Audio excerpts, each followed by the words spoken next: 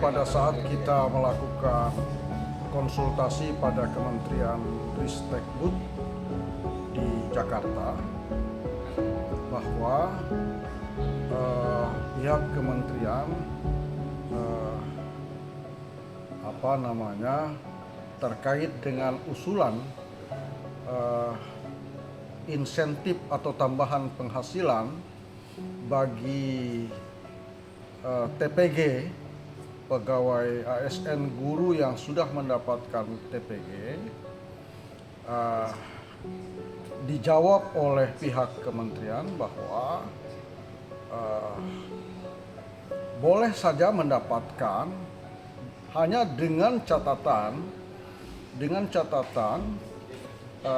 harus ada indikator atau kriteria yang tidak beririsan dengan indikator yang sudah ditetapkan oleh kementerian. Nah, bahkan pihak kementerian pada saat konsultasi itu berbicara soal indikator, sebenarnya sudah sangat cukup ada pada indikator yang tertuang pada ASN guru yang mendapatkan TPG. Nah, indikator itu kalau ada tambahan dari daerah, hanya kementerian mengingatkan kepada pemerintah Kota Samarinda dan hadir pula guru yang mewakili seluruh unsur guru bahwa untuk menetapkan indikator itu tidak mudah. Bahkan Kabak pada Kementerian Pendidikan Nasional itu sampai dia menyebut saya terus terang angkat tangan kalau bicara soal indikator atau kriteria, karena tidak mudah membuat indikator itu. Oleh karenanya kepada pemerintah daerah terkait dengan pemberian tambahan tunjangan penghasilan guru itu harus benar-benar membuat sebelum memberikan harus ada kriteria atau indikator yang tidak boleh beririsan dengan indikator yang ditetapkan.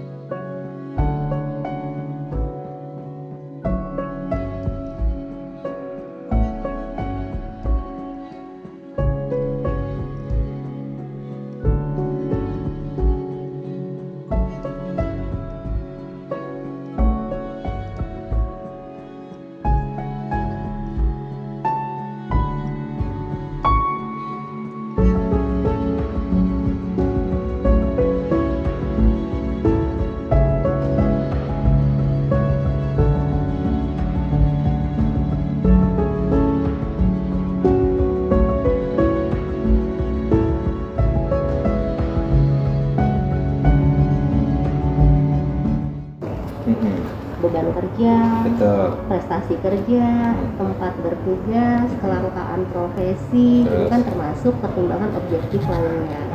Nah, jadi kalau yang terkait dengan satu tadi saya belum sebutkan ya, tempat bertugas tadi kan sudah, kelangkaan profesi, beban kerja, kok saya satunya apa? Pokoknya pertimbangan objektif lainnya itu yang keenam. Jadi TPG sama Kamsil itu ada di kriteria pertimbangan objektif lagi. Jadi kalaupun mau ditambahkan kriteria yang lain tadi harus dicari lagi indikator-indikatornya dari beban kerja ini kita mau pakai indikator apa. Seperti itu loh, misalnya mau ditaruh di beban kerja. Kayak daerah lain itu kan ada naruhnya di beban kerja nih buat TPP, iya kan? Nah beban kerja ini kita nanti lihat lagi apa yang bisa dimasukkan di situ, indikator-indikatornya apa. Selain mereka harus mengikuti jam kerja kita sampai sore, mereka harus sampai sore. Kita ngisi e-logbook, mereka juga harus ngisi e-logbook. Karena kalau TPP kan 60% e-logbook, 40%-nya absen.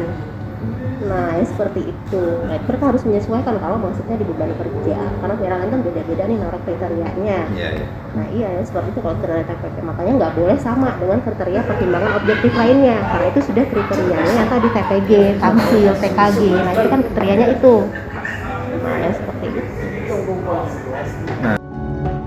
Kriteria yang lain yang tadi saya bilang, ada beban kerja, ada tempat bertugas, ada kondisi kerja, ada kelangkaan profesi, nah yang seperti ada prestasi kerja yang 5 itu. Jadi kriteria TPP di ASN pun di luar guru ya terbagi-bagi, ada di mana-mana ini. Ada yang masuk di kondisi kerja, ada yang masuk di beban kerja, melihat ini. Nah kalau guru mau dikasih TPP kan harus lihat kriterianya, terus harus disusun lagi indikator untuk mencapai kriteria itu. Kita masukkan di beban kerja, apa yang mau di ininya, karena kan jam kerja harus disesuaikan dengan jam kerja kita kan. Gitu. Anak sekolah misalnya, anak sekolah libur mereka tetap harus masuk kerja kayak kita.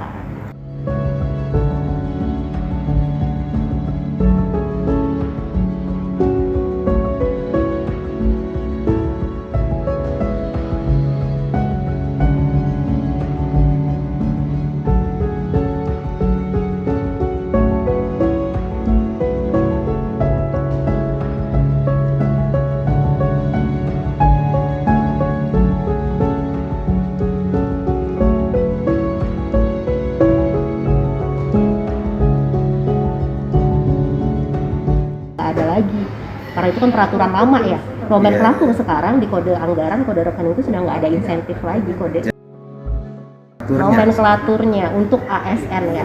Iya, yang ada TPP. Ada TPP.